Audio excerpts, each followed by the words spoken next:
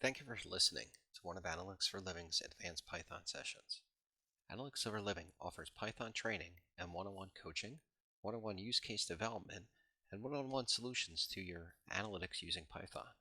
Please visit analyticsforliving.org to enroll in a course and enroll in one-on-one use case support.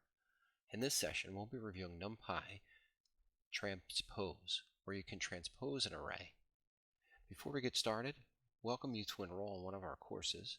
In Advanced Python, we've reviewed Python basics, and we also can see on our YouTube channel data types, variables, assignment, conditional statements, loops, functions, and a variety of NumPy functions.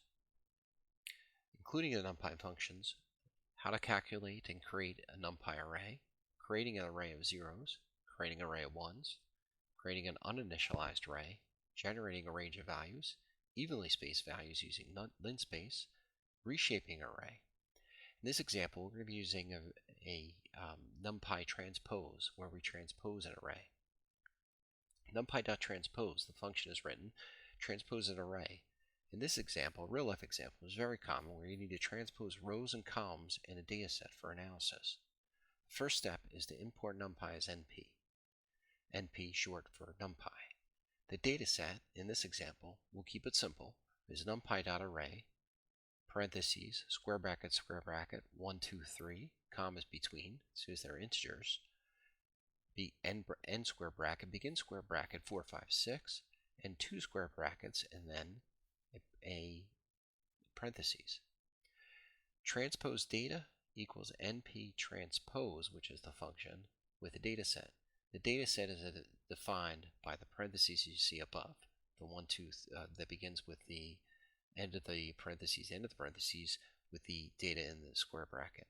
The output will output the array 1, 4, 2, 5, 3, 6, as you see. So let's test it out. Import NumPy as NP.